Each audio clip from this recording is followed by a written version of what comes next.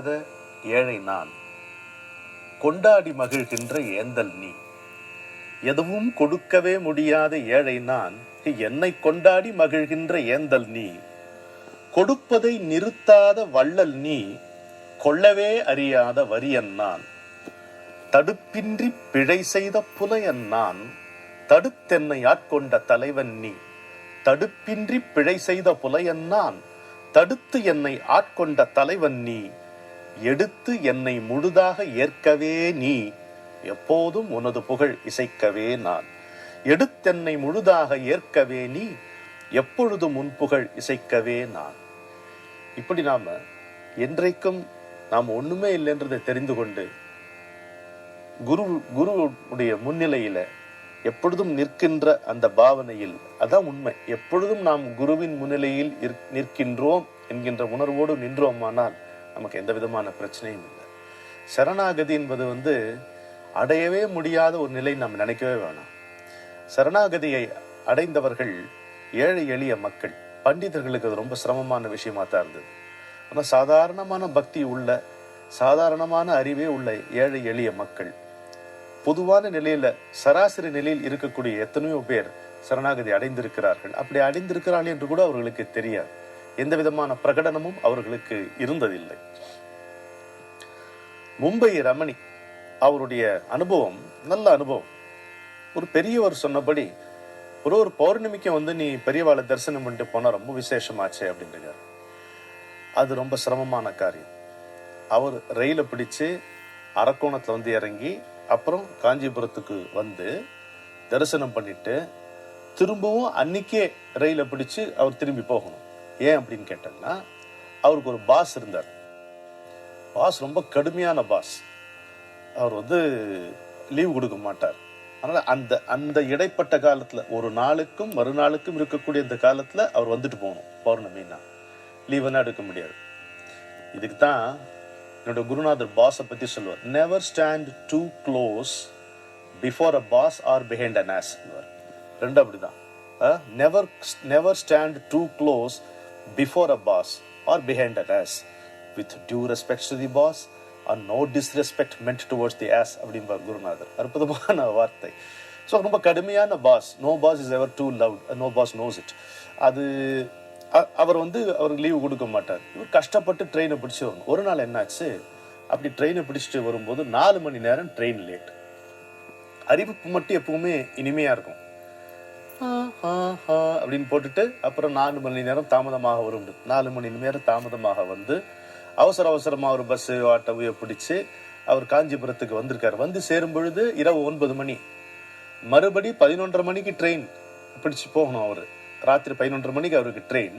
அவர் காஞ்சி மடத்துக்கு வரும்பொழுது 9 மணி ஆச்சு. பெரியவரை சந்திக்கணும், அவர் தரிசனம் பண்ணணும் அப்படின்னா, இல்ல இப்பதான் எல்லாம் முடிச்சுட்டு அவர் விசிராந்தியா இருக்கார், நீங்க சந்திக்க முடியாது அப்படின்னு சொல்லிடுறான். சொல்லும்போது அவர் பாவம் மனசு துவண்டு போறது. நடா இப்படி ஆயிடுத்து அப்படின்னும் போது ஒரு நிமிஷம் தான், ஒரு நிமிஷம் அவர் மனசு துவண்டதுக்குள்ள பெரியவரே வெளியில வர்றாரு.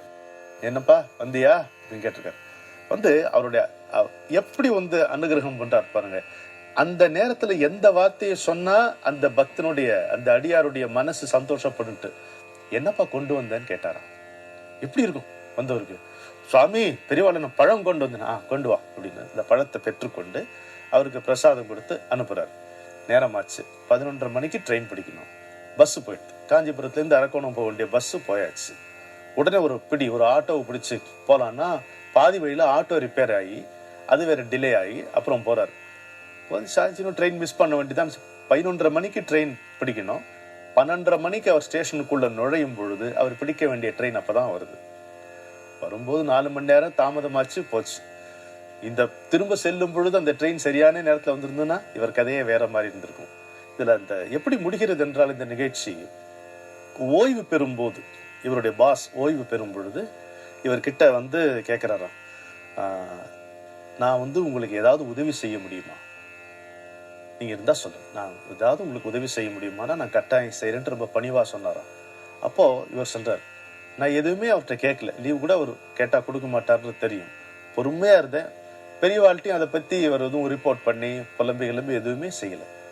இவர்கிட்ட நம்ம விசுவாசமா இருக்கும்போது, குரு கிட்ட விசுவாசமா இருந்து அப்படியே அந்த பாதார விந்தமே கதின்னு நம்ம இருந்தோம்னா, ஒரு ஏழையா ஒரு எளிய முறையில இருந்தோம்னா, நம்ம சுற்றி இருக்கக்கூடிய சூழ்நிலைகளுடைய இறுக்கம் தானே தளரும். நம்ம அறியாம தளரும். திடீர்னு தான் அது புலப்படும். அப்படின்றதுக்கு இந்த நிகழ்ச்சி ஒரு அருமையான ஒரு சான்றாக இருக்கிறது. அதே மாதிரி ராதா ராமமூர்த்தின்னு ஒரு அம்மையார், அவருடைய வாழ்க்கையில நடந்த எத்தனையோ நிகழ்ச்சிகள் இருக்கும். இந்த ஒரு நிகழ்ச்சி ரொம்ப அழகு. எப்பவும் ஏதாவது செஞ்சு எடுத்துட்டு போகணும். ஒரு மாலையோ இதுவோ எடுத்துட்டு போகணும். ஒரு வாட்டி என்ன பண்ணிருக்காங்க, நல்ல ஒரு கல்கண்டு பொட்டலமும் நல்லா அருகம்புல் மாலை, அருகம்புல் மாலையில் நடுவில் அரளி வச்சு எவ்வளோ இருக்கும் கொஞ்சம் கற்பனை பண்ணி பாருங்க. நல்லா பச்சை பசேல்னு அருகம்புல் மாலை, அதில் அங்கங்கே செவ்வரளியை வச்சு அழகாக தன் கையாலே தொடுத்து ரொம்ப சுத்தமாக தொடுத்து எடுத்து அது நல்ல ஒரு பொட்டலமாக மூடியிருக்காங்க. உள்ளே என்ன இருக்குன்றது தெரியாது. கல்கண்டு பொட்டலத்தையும் உள்ளே என்ன இருக்குங்கிறது தெரியும். அப்படி அழகாக அதை மூடி அதை கொண்டு போய் அவர் கொடுத்துருக்காங்க. பெரியவர் அதை வாங்கி அப்படி தூக்கி போய் வச்சிட்டாங்க. அவங்க வந்து திடுக்கிட்டு போயிட்டாங்க. அப்படி வாங்கி அப்படி வச்சிட்டார். மீது எல்லாத்தையும் வாங்கினாரு, எல்லாம் அது என்ன இருக்குன்னு பார்த்துட்டார், எல்லாருக்கும் வரவங்களுக்கு எல்லாம் கொடுத்தாரு. அதெல்லாம் இருக்கும்போது இவங்க கொண்டு வந்த இந்த பொட்டலத்தை மட்டும் அப்படி வாங்கி அப்படி வச்சுட்டார். உள்ள போயிட்டார். என்னடா இது இப்படி என்னன்னு தெரியலையே, நம்ம ஏதாவது தவறு செய்துட்டோமா, சுத்தமாக தானே தொடுத்துன்னு வந்தோம், அப்போ நம்ம எண்ண ஓட்டம் சரியா இல்லாமல் போயிருந்ததா, இப்படி எத்தனையோ எண்ணங்கள் அலை மோதும் இல்லையா, அப்படி இருந்திருக்கு. அப்போ ஒரு அம்மையார் வராங்க, வெளியூர்லேருந்து ஒரு அம்மையார் வராங்க. என்ன கொண்டு வராங்க அப்படின்னா, அப்போ கோயிலுக்கு அவங்களுக்கு ஒரு ஊர்ல ஒரு கணபதி கோயில் இருக்கு. அந்த கணபதிக்கு இவங்க அழகாக ஒரு வெள்ளி கவசம் பண்ணியிருக்காங்க. அந்த வெள்ளி கவசத்தை சுவாமிகள்கிட்ட காமிச்சு மகா சுவாமிகளுடைய ஆசீர்வாதத்தோடு அதை எடுத்துன்னு போகணும் அப்படின்றதுக்காக கொண்டு வந்திருக்காங்க.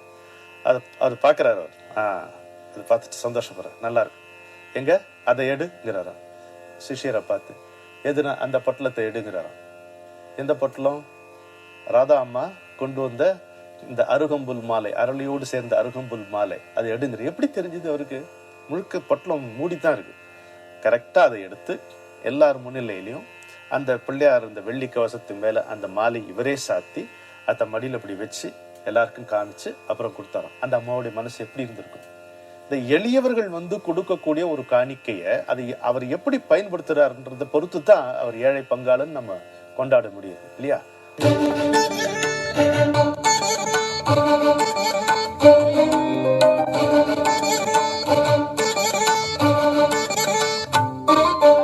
இன்னொரு நிகழ்ச்சியை பார்க்கலாம். இன்னொரு பெண்மணி, ஒண்ணு கிடையாது, ஒரு ஆரத்தி காட்டணும்ட்டு ஆசை அவங்களுக்கு. பெரியவருக்கு ஆரத்தி காட்டணும் அப்படின்ட்டு காமாட்சியா நினைச்சு அவர் ஆரத்தி காட்டணும். அப்படி அவங்க ஆரத்தி காட்டும்போது மூஞ்சி இப்படி திருப்பின்றார். அது அப்படி சரி, கொஞ்ச நேரம் ஆச்சு. இன்னொரு வாட்டி காட்டும்போது இப்படி திருப்பின்றாராம். மூணாவது வாட்டி காட்டும்போது எழுந்தே போயிட்டாராம். இந்த பக்கம் காமாட்சி காட்டு அப்படின்ட்டு போயிட்டாராம். அங்க போய் சரி தெரியல, என்னவோ நமக்கு தெரியல, நம்ம ஏதோ தப்பு செஞ்சிருப்போம், ஒரு ஏதோ அபச்சாரம் செய்திருப்போம் அப்படின்னு சொல்லி காமாட்சி காமிக்கலான்னு காமிச்சிட்டு, உங்களை கூப்பிடுறாரு பெரியவா அப்படின்னு சொல்லி உத்தரவாயிருக்கு வாங்க அப்படின்னா. என்ன கூப்பிடுறாரு தெரியலையே, நம்ம ஏதோ தப்பு பண்ணியிருக்கோம் போலுக்கு அதை சொல்ல போறாரு. பார்த்தா எனக்கு ஆரத்தி காட்டணும்னு நினைச்சேல்ல, இப்ப காமி அப்படின்னா. கை காலெல்லாம் வேலை வெளுத்து போச்சு, எப்படி இருக்கும், கொண்டு வந்து இப்ப காமி, இப்ப ஆரத்தி காமி அப்படின்னா. இந்தம்மா ஆரத்தி தட்டிட்டு கற்பூரத்தை படபடன்னு கொளுத்தி இப்படி எடுத்து சுத்துறாராம். அங்க பெரியவர் தெரியலையா, காமாட்சி அம்பாள் தான் காட்சி. நம்ம மூர்ச்சை போட்டு விழுந்துறான். ஆன்னு வாய்கள்லாம் அடிச்சுட்டு பதறி போய் மூர்ச்சை போட்டு அப்படியே சாட்சாத் காமாட்சி தான் தெரிஞ்சுட்டியா அப்படின்னாராம். எப்படி இருக்கும் நிகழ்ச்சி? இந்த 3 நிகழ்ச்சியில் நம்ம பார்க்குறோமே, எளிய ஒரு காணிக்கை அது எப்படி அவர் கையாளுகிறார், எப்படி அதை அக்செப்ட் பண்றாரு பாருங்க. See, by accepting it he makes it great இல்லையா? ஒரு களங்கமுள்ள சந்திரன் வந்து சிவனுடைய தலையில் வைத்த காரணத்தால் அது எப்படி வந்து தூய்மையானதோ, அதுக்கு வந்து இதை விட கௌரவமான எப்படி கிடைக்க முடியாதோ, அதுபோல் களங்கம் உள்ளது எப்படின்னா, களங்கமில்லாத நெஞ்சம் உள்ள ஏழை மக்கள் கொண்டு வரக்கூடிய ஒரு காணிக்கை அவர் ஏற்கின்ற முறையே அலாதியானதற்கு. இன்னொரு பெண்மணி வந்து வெட்டி வேர்ல அழகா வந்து ஒரு நாகாபரணம் மாதிரி பண்ணி கொண்டு வந்தாராம். பெரியவா நீங்க அதை போட்டுக்கணும் அப்படின்ட்டு வந்து பக்கத்துல இருந்த லிங்கத்துக்கு அதை சூட்டினாராம். சூட்டினோன்னு இந்த அம்மாவுக்கு ஒரு ஏமாத்தம், என்னடா இது, நம்ம இவர் இது அணிவித்துக் கொள்ள வேண்டும் என்று நினைச்சோமே, இவர் அணிந்து கொள்ள வேண்டும் என்று எண்ணினோமே, இவர் லிங்கத்துக்கு வச்சாரோன்னு பாருங்க. அந்த அம்மையாரை பார்த்து இதுவும் நானும் வேற இல்லை அப்படின்னாராம். எப்படி இருக்கும் அந்த அம்மாவுக்கு, எப்படி இருந்திருக்கும் கொஞ்சம் யோசிச்சுப்பார். இதுவும் நானும் வேற இல்லை அப்படின்னாராம். இதெல்லாம் ஒரு நிகழ்ச்சின்னா இன்னொரு நிகழ்ச்சி இருக்குங்க. ரொம்ப இது எதுக்குமே ஒப்பிட முடியாது. ஒரு நரிக்குறவனுக்கு தற்கொலை பண்ணிக்கணும்ட்டு அவன் முடிவு எடுத்துட்டான். ஏன் தற்கொலை பண்ணிக்கணும்னு முடிவு எடுத்தான்றதுலாம் பின்னால் வருது விவரம். என்ன விவரம்னா, ஒரு பொண்டாட்டிக்கு 2 பொண்டாட்டி ஏதோ ஆச்சு, அவங்களுக்குள்ள தகராறு, அதனால சமாளிக்க முடியல, இனிமேல் நான் தற்கொலை பண்ணிக்கிறேன்ற முடிவு வந்துட்டு. அன்னைக்கு அவன் அசந்து தூங்கும் பொழுது ஒரு பெரியவர் அவன் சொப்பனத்தில் நீ பண்ணாத, தற்கொலை பண்ணுறது தப்பு இது சொல்லிட்டு நீ நாராயணனை நமஸ்காரம் பண்ணிட்டு ஏதோ ஒரு பரிகாரமோ ஏதோ ஒன்று சொல்கிறார். யாருடா இவருக்கு தெரியல, தூக்கி வாரி போட்டு பார்த்தா அந்த ஊருக்கு பெரியவர் விஜயம் செய்கிறார். பார்த்தா இந்த இருக்கிறவனுக்கு ஐயோ இவர் தான் சொல்லிட்டு அவனை அது ராத்திரி நேரத்தில் சந்திக்கிறதுக்கு இல்லை. பெரியவர் என்ன சொல்றார், அவனுக்கு நல்ல சாப்பாடு போட்டு தூங்க சொல்லு, கார்த்தால என்னை பார்க்க சொல்லு அப்படின்னு. கார்த்தால பார்த்தோன்னே அவனுக்கு பிரசாதம் கொடுத்து நல்ல வார்த்தை சொல்லி அவனுக்கு ஒரு உபதேசத்தையும் கொடுத்து தற்கொலை எல்லாம் பண்ணிக்கூடாது, நன்னா இருப்பா, போயிட்டு வா அப்படின்னு ஆசீர்வாதம் பண்ணி அமைச்சாராம். என்ன அழகா இருக்கு பாருங்க இந்த நிகழ்ச்சிகள்லாம். ஏழை எளியவர்களுக்கு இறங்கி வருபவன் தான் ஈசன். அப்படி இறங்கி வருவது இரக்கம், இறங்கி வருவது என்பது மேலிருந்து வருவது. இரண்டும் மகாசுவாமிகளுக்கு பொருத்தமாக இருக்கிறது அல்லவா? மகாசுவாமிகளுடைய மகா வாக்கியம் இன்றைக்கு என்ன? பொய்மையோடும் அநீதியோடும் போராடி நீ அறிந்த சத்தியம், அடைந்த அமைதி, அனுபவிக்கும் ஆனந்தம், இவை அழியாத பொக்கிஷங்களாகும்.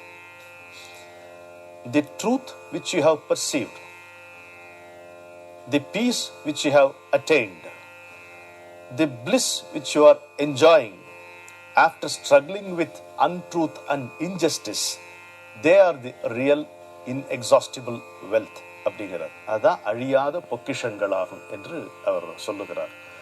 ஏனென்றால் இப்படி ஒன்று பாருங்களேன், தடுக்கி விழுந்து வந்த பின்னேதான் தத்துவம் புரிகிறது. இது ஒன்று சொல்லலாம் இல்லையா? நம்ம தவறு செய்து அதுக்கு உண்டான விளைவுகளை அனுபவித்து வரும் பொழுது அதில் விளைகிற பாடம் அல்லது படிப்பினை இட் ஸ்டேஸ் வித் அஸ், எப்பவுமே நிற்கும். அதே மாதிரி எவ்வளவு கஷ்டப்பட்ட காயங்கள் படும்போது வலித்தாலும் இன்று தொட்டு தடவினால் தழும்பெல்லாம் இனிக்கும். பட்ட காயங்கள் படும்போது வலித்தாலும் இன்று தொட்டு தடவினால் தழும்பெல்லாம் இனிக்கும் அப்படின்ட்டு. ஆனா படும் பொழுது அவஸ்தையா இருக்கு. ஆனா பட்டதெல்லாம் பண்பா மாறும், சுட்டதெல்லாம் அன்பா மீறும், வச்சதுல 1-2 தேரும், கொண்டதுல ஒரு துளி மிஞ்சும், கொடுக்கத்தான் மறந்ததே கொள்ளையாகி கொல்ல வழி போகும், எடுப்பதை நிறுத்தி விட்டாலோ தொட்டதெல்லாம் பொன்னா மாறும். என்ன அழகாக இருக்கு பாருங்க இந்த வார்த்தைகள்.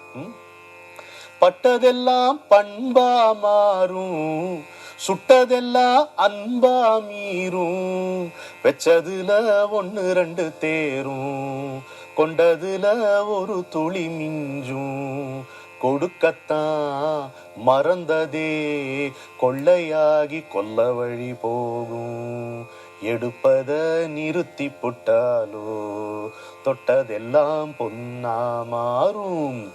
பூமி போல தாங்கிக்கிட வேணும், கடல் போல வாங்கிக்கிட வேணும், பூமி போல தாங்கிக்கிட வேணும், கடல் போல வாங்கிக்கிட வேணும், எங்கெங்கு நிறைஞ்சிருந்தாலும் எவனாலும் தொட முடியாத வானம் போல் வாழணும், ஞானமே நீலம் போடும், வானம் போல் வாழணும், ஞானமே நீலம் போடும், ஓடாம நின்னுக்கிட வேணும், ஓடமா உழைக்கவும் வேணும், ஓடாம நின்னுக்கிட வேணும், ஓடமா உழைக்கவும் வேணும், செஞ்ச மேல காட்டு செலந்தி செஞ்சவனோ மாட்டுற தேனி, 5 விரல் பதிஞ்சது கண்ணோ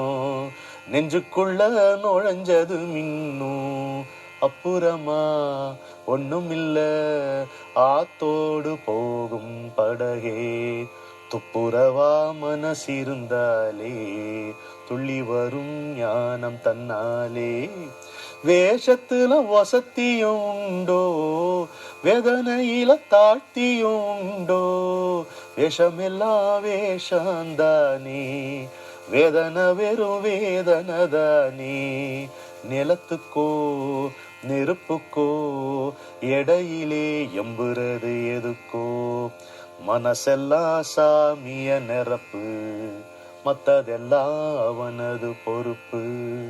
மனசெல்லாம் சாமிய நிரப்பு, மத்ததெல்லாம் அவனது பொறுப்பு.